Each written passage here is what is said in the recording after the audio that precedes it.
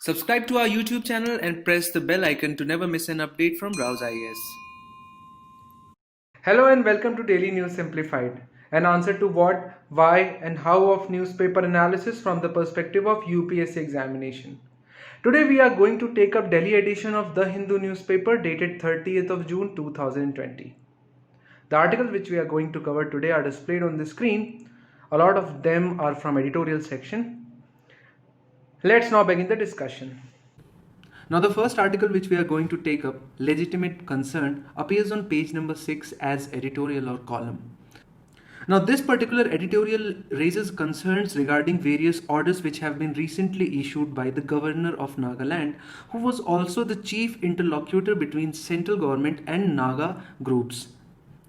And the name of that person is Mr. R.N. Ravi, who rose up the ranks of Intelligence Bureau, that is IB, and held very important positions in Modi government. And because of his ability to bring various Naga groups on table in 2015 for signing of framework, he was made the governor of Nagaland. Now recently governor has issued orders to the state government in which he has questioned the law and order situation of the Nagaland, especially focusing on the sovereignty and integrity of the Indian nation. Because according to him, the writs of the Indian state or the orders given by the officials of the Indian state are not being carried out on ground level. And that is the first indication of depletion of sovereignty. Also in the same letter, he has indicated that there is open and blatant extortion of funds by the insurgent groups. Now, as a result to this, the governor has written, from now on, the transfer and posting of officials who are in charge of law and order above the district level shall be with his approval, and such a provision has also been provided in Article 371A of the Constitution of India. So in this particular discussion, we'll start by first understanding the unique history and context of Naga people. Then we will understand the pre-independence context in which the simmerings of the Naga nationality began. Then we will understand the role played by Indian independence in bringing about Naga insurgency and special contribution of Mr. A.Z. Fizo. Then we will talk about creation of factions and why NSC and IM is so important insurgent group, especially with respect to two of its demands. Then we will understand the ceasefire agreements and the provisions of these agreements which are causing the consequences which the government is talking about. So the problems which the governor has stated right now has its root in the agreement of 1997. And then finally, we will discuss how the revocation of special status of Jammu and Kashmir has actually panicked these insurgent groups, because they now think that government of India can take other such actions in other states as well. But to counter those views, the situations and the context in which these rebel groups now operate have changed, and the 4 reasons because of which they cannot go back on the peace agreement and the ceasefire which they have signed. And the only way out for them is to try to figure out some kind of mechanism in the framework of Indian Constitution. So let us now begin the discussion. To begin with the Naga people. Now Naga people are various ethnic groups native to northeastern part of the country as well as northwestern parts of Myanmar. In our country, their population is scattered across various states. Obviously, their highest concentration is in Nagaland, but also across various districts of Manipur, Assam and Arunachal Pradesh. Now the first thing which you should know is that Naga is not a particular tribe. It is a group of a lot of tribes who are together known as Naga tribes. And their concentration is spread across the international border of India and Myanmar. And as far as its relationship with Indian Federation is concerned, it is governed and modified by Article 371A. Now the provisions of the Article 371A are important to keep in mind, which first and foremost gives preeminent position to the Legislative Assembly of the state. Because no legislation enacted by the Parliament in certain areas like interfering with the religious practices or social practices or Naga customary law or administration of civil or criminal justice and a lot of other matters Laws made by the parliament would not be applicable to the state of Nagaland unless and until they are approved by the legislative assembly. Also, the governor in this case has been given special responsibilities with respect to the law and order in the state as well. And this is exactly the provision which the governor is referring to when he is trying to usurp the such powers. So these are the two things which make Nagaland very special. But it became special because of a special and a particular historical context. And that is in 1881, British annexed the Naga Hills, before which in 1826 they obviously had annexed the northeastern region and especially Assam. 50 years later, they went on to annex the Naga Hills as well. Now the first sign of sub-nationalism was shown in 1918 when a Naga club was established, which acted as the representative of the Naga tribes in Simon Commission as well. If you remember the Simon Commission, it was sent to review the functioning of which particular act you should comment. And in that particular commission, the Naga groups were represented by the Naga clubs. And in 1929, the representatives of the Naga famously stated that leave us alone to determine our own fate and our own actions just like our ancient times. Now, just before the Indian independence, that is in 1946, an organization known by the name of Naga National Council had come into existence under the leadership of Mr. Angami Zapu Fizo, a very prominent person in Indian history. Now, the organization led by him, that is Naga National Council, declared Naga territories to be independent on the eve of Indian independence. And they resolved to establish a sovereign Naga state and also conducted a referendum in 1951 in which around 99% supported the independent Nagaland. But obviously the government of India did not agree to such unilateral declaration of independence, and under the leadership of Mr. Fizo, Nagas established a federal government and also established their own army to fight their cause, the repercussions of which are still being seen 70 years later.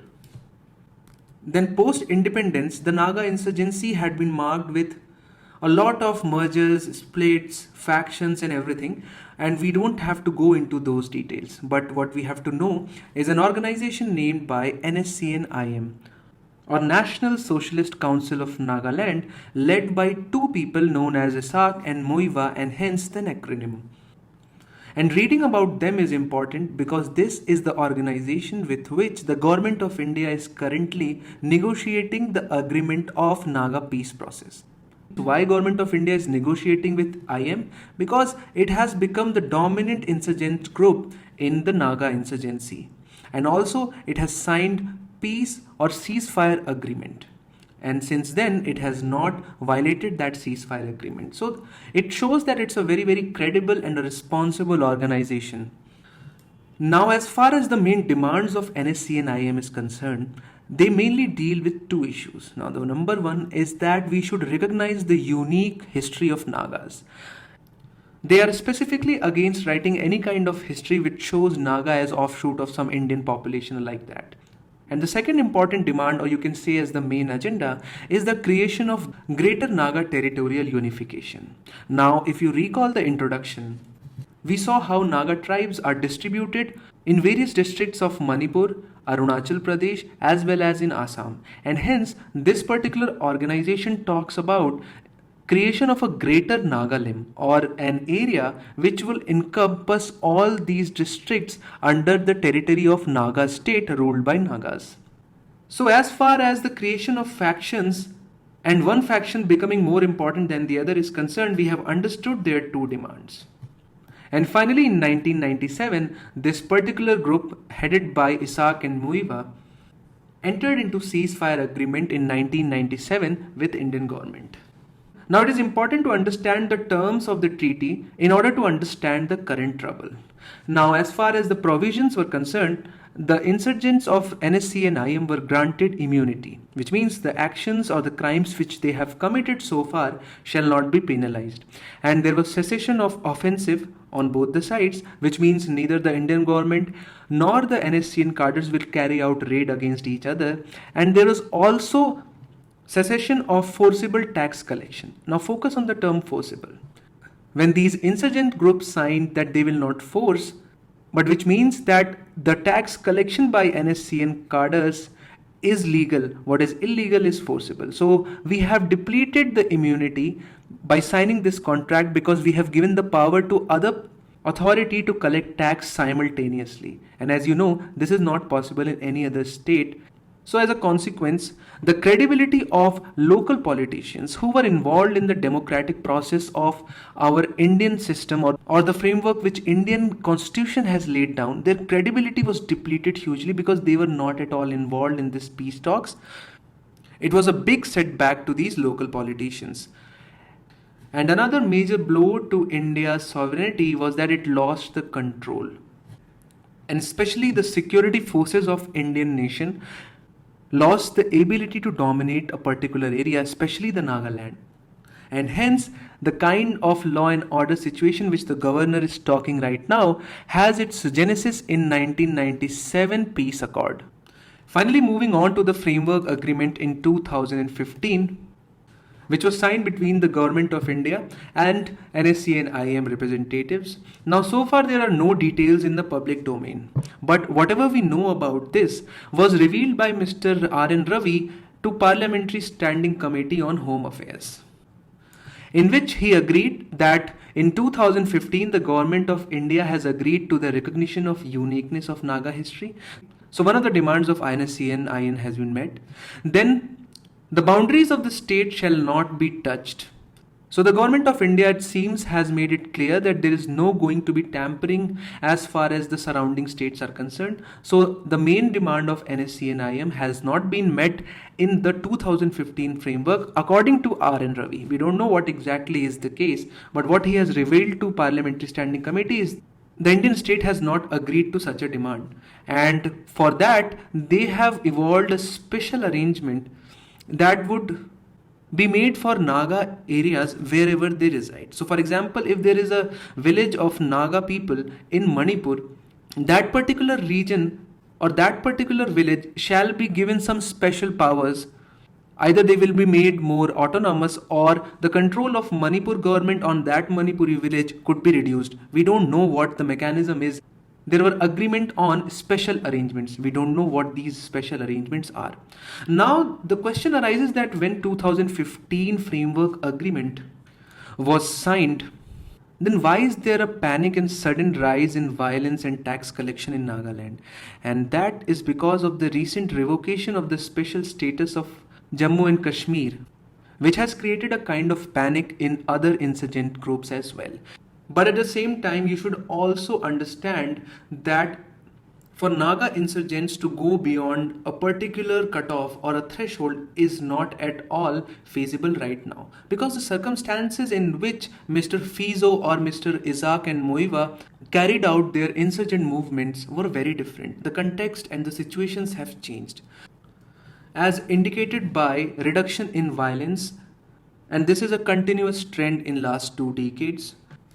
The extension of ceasefire agreement indefinitely and continuation of peace talks. So there is a continuous interaction between insurgent groups as well as the central government, and all the successive prime ministers have provided their support to this particular cause. So which shows a broad agreement from both the sides towards a peaceful resolution. Also, as far as the perception of Naga people is concerned, right now they understand the challenges which they will have to face once they move on the steps of Jammu and Kashmir or any other state. Also, they are seeing the kind of progress Mizoram has made once all the insurgents laid down their arms. And another reason why Naga people in majority are not willing to go for the independence of the state is because they have seen the insurgents and their actions in past 2 decades. There has been increase in tax collections and forcible tax collections, and also the intimidations. So Naga people also do not have a very positive image of these insurgent groups. Also, as far as the leadership of these insurgent groups are concerned, their top leadership is either very old or most of the people have passed away. Whereas the people who are taking these positions or the second rung leaders have a low stature. They are So they are not very prominent people in the Naga society, and hence, even if they try to break the ceasefire agreement or try to start the insurgency movement, there are hardly any supporter left for them. Now, and as far as the support for these insurgents movement from Myanmar and Bangladesh is concerned, current safe harbor have been ended by both these governments because they are supportive to India.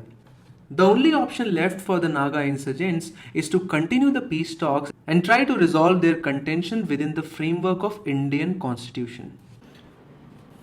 Now, this particular article appears on page number 6. In 24 hours, Palestine faces an existential threat. Now, this article is important for two reasons. Number one, that it is written by our ex-vice president and a prominent politician, also an ex-Indian Foreign Service officer as well, and that too very distinguished one. And hence, whatever he says has to be taken very seriously. Apart from that, Israel-Palestinian conflict remains in news throughout the year. Especially if you consider 2019 and 20, every other day there is an attack on Israeli territory and there is a counter raid on Palestinian territories. Also, recent American steps and especially the activism shown by Mr. Donald Trump to solve the issue of Israel and Palestine has led to a lot of ruckus, especially shifting of embassy from A to B. If you know both the cities, please comment. And then the peace plan proposed by Mr. Donald Trump has also led to a lot of debate. So because of these factors, conflict between Israel and Palestine becomes important from the perspective of 2020 mains. But not just the mains. In every prelims examination, at least one or two questions are asked with respect to map locations. For example, in 2015, the question was asked, the area known as Golan Heights sometimes appears in the news in the context of the events related to. I guess you already know the right answer.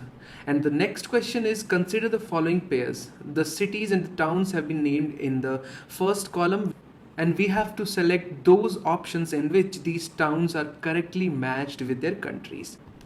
Now, one important aspect of these towns are that they were in news preceding 2018. Mainly Aleppo, Kirkuk and Mosul were in news due to Islamic State, whereas Mazar-e-Sharif has always been in news due to actions of Taliban. So you can see the geopolitical hotspots across the world where the trouble is going on becomes important from the perspective of prelims examination. And since conflict between Israel and Palestine is a conflict going back more than 75 years, it becomes important for us to understand the issues and the evolution of the conflict as well in a very, very succinct manner. So we'll start by first understanding the persecution of Jews which led to the migration of Jews in the Palestinian region, passage of UN resolution which created the state of Israel, and finally the two important wars, 1948 Arab-Israel War, Six-Day War, and how the map has changed after these wars, and finally we will understand what does it mean when we use the term settlements with respect to Israel and Palestine. And finally, what is the concern which has been raised by Mr. Hamid Ansari in this particular editorial? Now, the current map of Israel which you see in the atlas or on the Google map is not what existed 100 years ago. Because 100 years ago, very few number of Jews were left in Jerusalem and the surrounding areas. Most of them had migrated to various European cities. But the problem is that the persecution continued even in Europe. Jews had been persecuted in Europe owing to their religion, and hence a movement started in 19th century to escape persecution and establish a state solely for the Jews. And this particular movement has been given the name of Zionist movement. And the place where this Jewish state will come was identified as Palestine. Now this idea gained currency among Jews and they started migrating and settling in Palestine. But the question arises, how could this migration take place? Now, if you know the history and context of World War I, the winning side were the British, and as a consequence of World War I, Ottoman Empire, which so far had controlled the Palestinian region, was disintegrated. At the same time, the Palestinian administration was given to British Empire after the World War I as a consequence of Sykes-Picot Agreement. So two things happened simultaneously which were in favor of Jewish state. The first one was disintegration of a Muslim empire, which would have prevented the in-migration of Jews into this region because it was completely Muslim territory, and at the same time transfer of this region to the British Empire, which were sympathetic to the cause of creation of Jewish state. But at the same time, another very important event occurred in Europe, and that was the rise of fascist or ethno-fascist regimes across Europe. One of them you know is Hitler, another is Mussolini, and there are various others. As more and more fascist regimes gained power in Europe, the persecution of Jews reached unprecedented levels and it led to massive inflow of Jews in Palestine. Now you have an extra force, and that too very powerful force, for people to flee Europe and come to a Jewish state of Palestine. Now so far there is no legal consequences as to how these Jewish and Arab people are going to live side by side. So that's why we are not showing any map so far, because till 1947 there was no change in the map. But the inflow of Jews raised alarms for local Arabs, which started militant movement against Jews. This led to a lot of violence as well, which resulted in huge casualties during those times. But by the end of World War II, British had made up their mind regarding leaving the area and establishing a proper state which the world would recognize as Israel. And hence, as we have discussed earlier, the United Nations and United Nations Security Council works on the whims of these P5 members, and hence a resolution was passed in November 29, 1947, and that is known by UN Resolution 181, which recommended the partitioning of British Mandate for Palestine into three regions or three parts: Arab state, a Jewish state, and city of Jerusalem. So now is the time to have a look at how the map changed after the UN resolution. So there are three colors in this map. Blue denotes the Jewish regions, pinkish orange color denotes the Arab regions, and the yellow one is International City of Jerusalem. So this was the condition after 1948. So this is the first time when the boundaries have been drawn in this region of Palestine, and as you can see, the state which earlier belonged completely to Arabs was bifurcated into three parts, and Jewish were legally given territories through this United Nations resolution. But as far as the UN resolution is concerned, you can obviously understand through common sense that Jews would have wholeheartedly accepted the resolution as their long-term demands of Jewish homeland had become a reality. But as far as Arabs are concerned, they rejected the plan completely, and at the same time indicated that they are going to reject any further talks about partition. You can easily see that this was just the beginning of one of the most cluttered and long-drawn disputes which the modern world was yet to see. Now the discussion on these wars is not very important from the perspective of UPSC examination, but they are crucial, especially their outcomes are very crucial to understand how the map of Israel looks the way it looks right now. So in 1948, following the declaration of establishment of State of Israel in 1948, the Arab League decided to intervene on behalf of Palestinian Arabs by marching their forces into Palestine, especially in the regions where the Jews resided. Overall, the war was prolonged, but Israel emerged as victorious because not only did it retain the mandate or the regions allocated to it through UN resolution, but it also captured more than 60% territory which was earlier located to Palestinian regions. So now it had control over bigger regions. 1967 Six-Day War, which was started by Israel, which launched a preemptive strike on almost all its neighbors, be it Egypt, Syria, Jordan. And one of the interesting facts, it not only defeated the combined army of Egypt, Syria and Jordan, but also took very strategic and key locations from them. For example, it snatched Sinai Peninsula and Gaza from Egypt, Golan Heights from Syria, and West Bank, East Jerusalem from Jordan. So let us understand these locations on map. To begin with, we can see the yellow region as Israel. Now it has been shaded with blue color for ease of understanding. Now it attacked Israel and took away the Sinai Peninsula. It also took away Gaza Strip, which was earlier in the possession of Egypt, Golan Heights from Syria, and West Bank and Jerusalem from Jordan. So you can see that it attacked all its neighbors except Lebanon and snatched most important strategic locations and created a good buffer between these nations and Israel. Now you might ask that the current map of Israel does not shows Sinai Peninsula, and that is because it was returned by Israel in 1979 when eventually Egypt became the first Arab nation to officially recognize Israel in return. So that was like an exchange between Israel and Egypt. It has held on to rest of other territories even now. And now moving on to the point and argument raised by our ex-vice president, that is about settlements. So settlements are basically civilian communities inhabited by Israeli citizens. But the problem is that they are almost exclusively of Jewish ethnicity and they are built on roads which were occupied by Israel in 1967 Six-Day War. Which basically means that the UN resolution had authorized Israel to build its own houses on certain region. But then in 1967, Israel occupied almost all the Palestine, and now it is building houses by destroying the houses of the Arabs since past many decades. And Israeli settlements currently exist in the Palestinian Authority of the West Bank, and as you can see in the animation, how the Israeli actions continue to dent the areas available for the Arabs to live.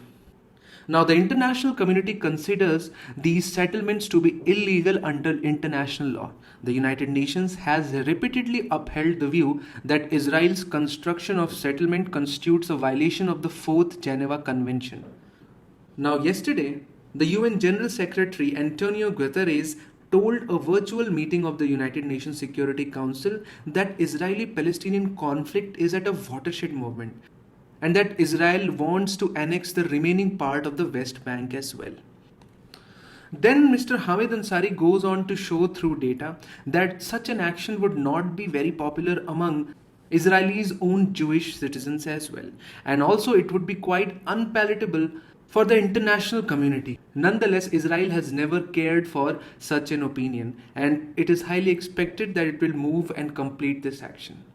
Now, as far as the impact of this action on Israel and India's relationship is concerned, as we know that India and Israel share quite substantive relationship, going into all aspect of diplomacy, whether it is art and culture, security, economy, investment, everything is there in this particular relationship. At the same time, we have a good relationship with Palestinian Authority as well. And so it is going to be extremely difficult task for India to balance the relationship between these two nations. Although it remains to be seen whether Israel is going to take such an action, and we are going to discuss rest of the things as and when they appear in the newspaper. Now, this particular article appears on page number 6, Grain Aplenty and the Crisis of Hunger. Now, the COVID-19 has led to widespread disruption of the livelihood of all the poor and vulnerable sections of Indian society. Hence, in order to mitigate the impact, it is absolutely necessary to ensure food security of the people. In this regard, this article raises a number of concerns with respect to the government's poor response in strengthening of the PDS system. Now, with respect to the syllabus of UPSC, it gets covered under GS3, issues related to direct and indirect farm subsidies and minimum support prices. Also, PDS is directly given with its objectives, functioning, limitations, revamping, and issues of buffer stock and food security. So these terms have been directly used in the syllabus, and it's our duty to prepare them. And hence we have done this.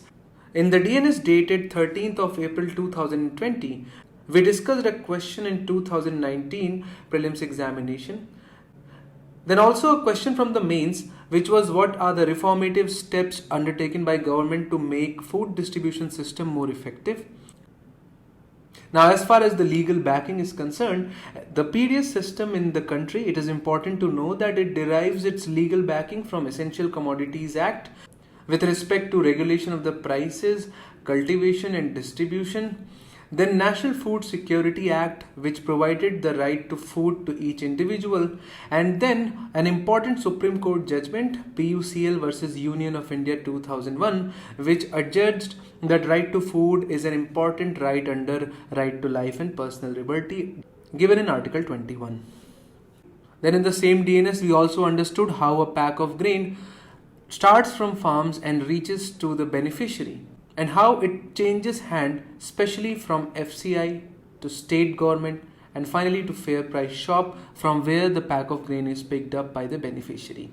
Two important key terms were MSP and CIP. Now MSP is the minimum support price, which is the price at which food grains are bought from the farmers. Now it serves two purposes. Now on one hand, it provides assured income to farmer, but at the same time it also ensures food subsidy to the poor people. Now what MSP will be in the given season is recommended by CACP, which is Commission for Agricultural Costs and Prices, and it is declared by the central government. Keep in mind these two important differentiation, which is declaration and recommendation, and these two are done by different agencies. It is also important at the same time to remember CIP, which is Central Issue Price, which is the price at which food grains are allocated to states. So if you go to the DNS, you will understand in detail that first FCI procures food grains from the farmer and pays the farmer in terms of MSP, which is minimum support price. Then FCI allocates the same food grains to the states, and states pay the FCI CIP, which is the central issue price, which is also the price which beneficiary has also to pay to the fair price shops. Now the problem is that CIP are much less than MSP. So as you can see on this screen, there is a comparison, and the reason that CIPs are kept so low to ensure that states' expenditure on carrying out the food subsidy in our country is minimal. Whereas if you see, MSP keeps on increasing every year. So if we talk about the food subsidy expenditure of the central government, that is MSP plus additional cost, which mainly includes the storage and the transport, minus CIP. So this is the amount which is spent by the central government, whereas this is the amount which it gets in the return, and the difference between them is food subsidy expenditure. Now the expenditure on food subsidy keeps on increasing every year, and the reason behind that mainly is that government increases the MSP every year. And in the same DNS, we also discussed the issues with the PDS system. And first major issue is the centralized procurement, where minimum role has been given to the states, and almost all the acquisition of grains is done by FCI, which leads to a lot of complications which you can go and understand in the DNS, and that is why it is recommended that decentralized procurement be started, which has already started in some of the states but not all. Then one of the major problem with PDS system is that it creates artificial scarcity because government is the major buyer and MSP is very high, so almost everybody wants to sell their grains to FCI. And hence the government has come up with open market sales scheme as well as price stabilization fund. Then the declaration of MSP also has created the culture of growing single crop, which is known as monocropping, and hence more and more crops are sought to be included in MSP, which the government is gradually doing. Then higher procurement have led to development of massive stocks, and it has also created the problem of lack of space and lack of scientific storage by FCI. And the major reason behind that is that Food Corporation of India is legally obligated to purchase each and every grain which a farmer brings to doorstep of godown. And hence there is a need to scrap open-ended procurement policy, and there is a need to involve private entrepreneurs to build more and more godowns, and there is a need to incentivize them through easy dispersal of loans.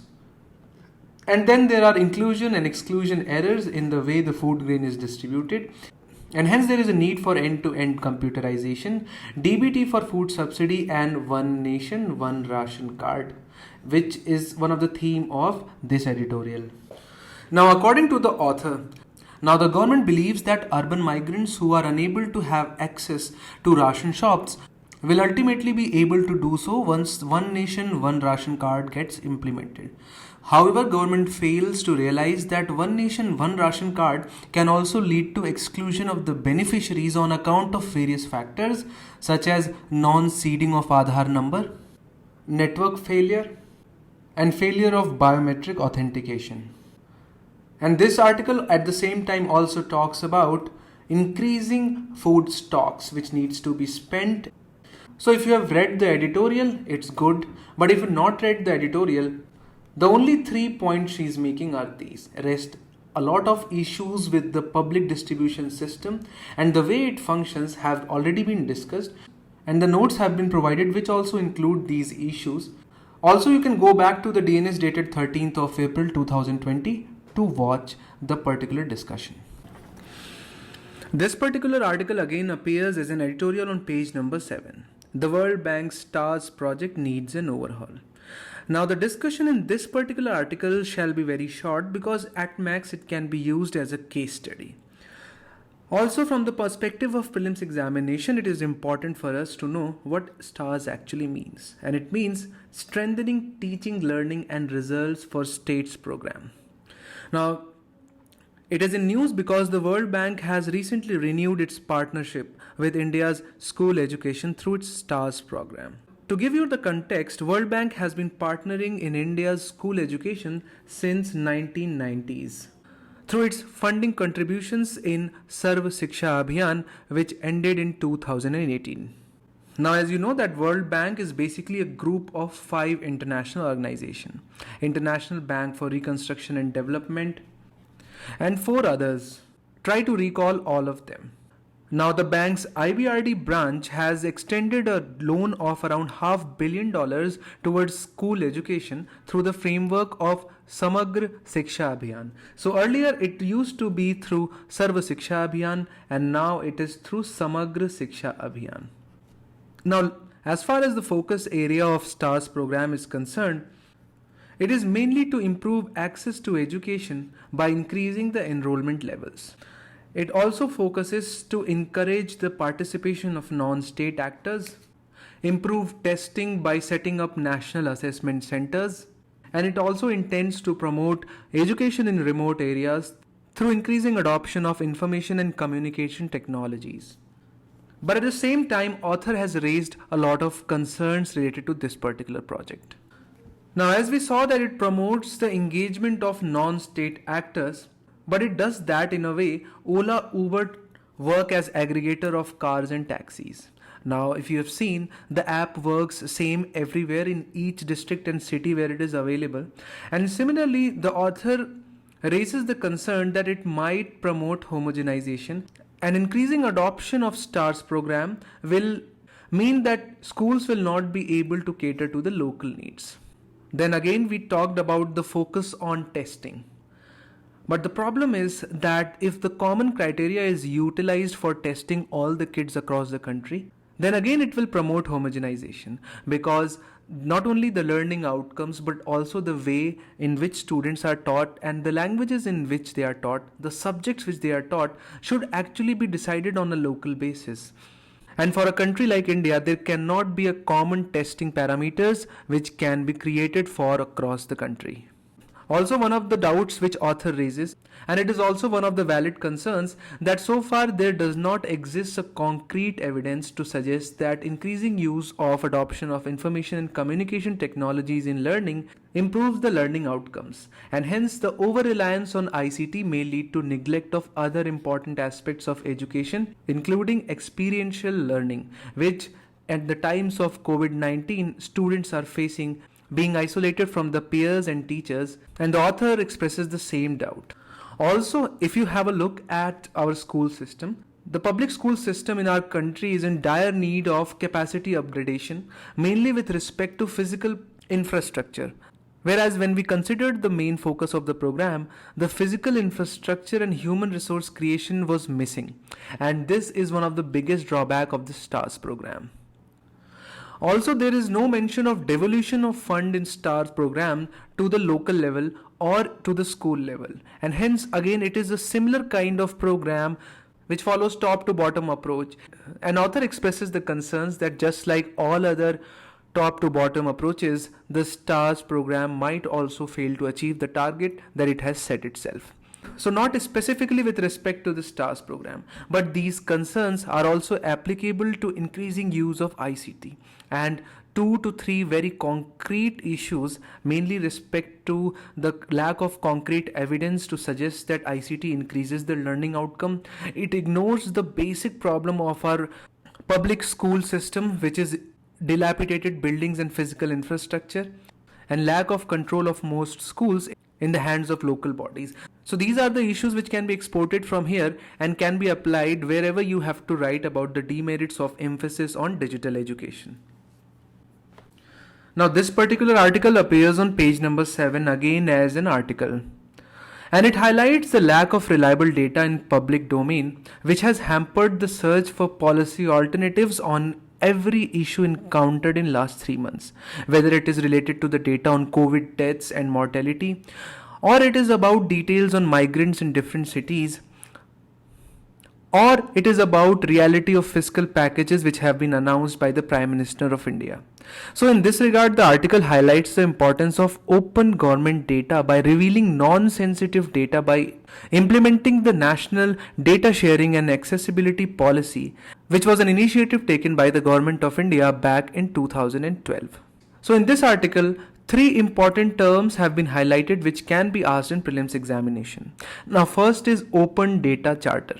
Now the Open Data Charter is collaboration between over 100 governments and organizations working to open up data based on shared set of principles.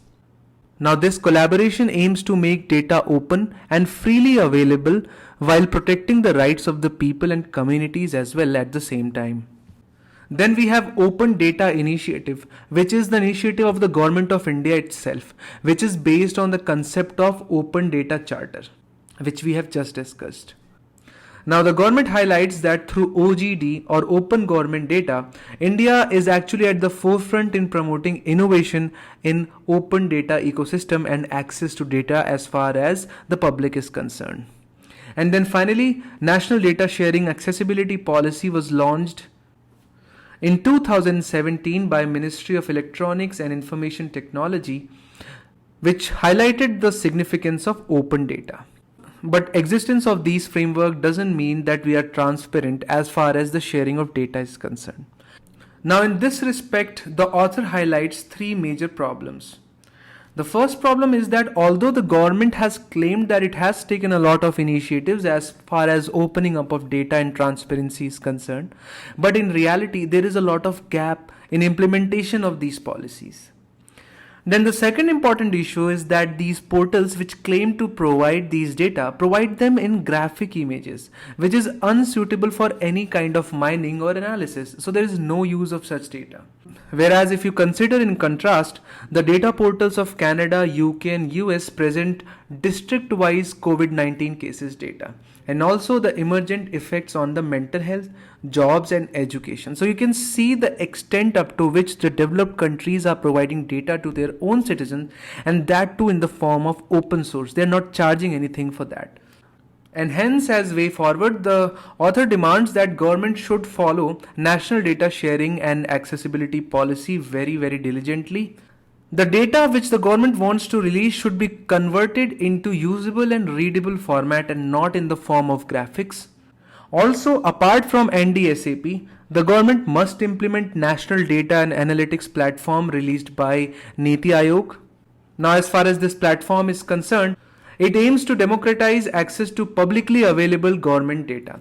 And if you remember last year's economic survey and the kind of special emphasis it has placed on the access to data and how the government's data can be converted into actual big data, which can ultimately benefit the society. And for that, there is a need for user centricity and standardization. Now, it is easy to understand that different departments use their own style of data management. And hence, it is very difficult to combine the data derived from one department to that of another. And hence, there is a need for standardization as well as user centricity, which means that the data should be in the usable format. So these are the way forward, and it is important to remember that as far as data management in India is concerned, these are the things which have still not been implemented, and And the government of India needs to act in this direction that has already been recommended by Niti Aayog as well. It's time for us for taking an article from the perspective of prelims examination, and that is about Kholongchu Power Project, which is a first ever joint project between India and Bhutan with 50-50 partnership of Indian PSUs. Now this is the first joint power project, but it is not the first project. Indeed, it is the fifth project, with earlier projects named as Tala, Mangdechu, Chukha and Kurichu. Now it is important to keep in mind that hydropower is an important source of power in India. Now out of all the installed capacity which India has, around 12.5% is about that of hydropower. So it is very important, and especially given the fact that Bhutan and Nepal are largely mountainous, and they are also the source of most of the Himalayan rivers in our country. Harnessing these resources from the perspective of power is extremely important and crucial for India. So that is one of the dimensions which you can add as far as relation between India Nepal and India Bhutan is concerned. Now it's time for us to take up question of the day. Remaining MCQs can be solved by making free basic account in our ELEARN platform. Question of the day for 29th of June 2020 was, which of the following happened during the tenure of Prime Minister P.V. Narasimha Rao? Statement 1, unveiling of Look East policy, which is correct. Statement 2 is wrong because Pokhran test was conducted under the leadership of Mr. Atal Bihari Vajpayee. Statement 3 is also wrong because again the Foreign Exchange Management Act was enacted when Mr. Atal Bihari Vajpayee was Prime Minister, whereas establishment of full-fledged diplomatic relationship with Israel happened during the time of P.V. Narasimha Rao as Prime Minister, which leads us to the right answer B, 1 and 4 only. The question of the day for today is, which among the following can be considered as the problems with the open-ended procurement policy of the government? Statement 1, inability of the government to meet its food buffer stock norms. Statement 2, increase in food subsidy bill. Statement 3, lack of crop diversification in agriculture. Select the correct answer using the code given below. A, 1 only. B, 1 and 2 only. C, 2 and 3 only. D, 1, 2 and 3. This brings us to the end of today's discussion. Stay home, stay safe, take care.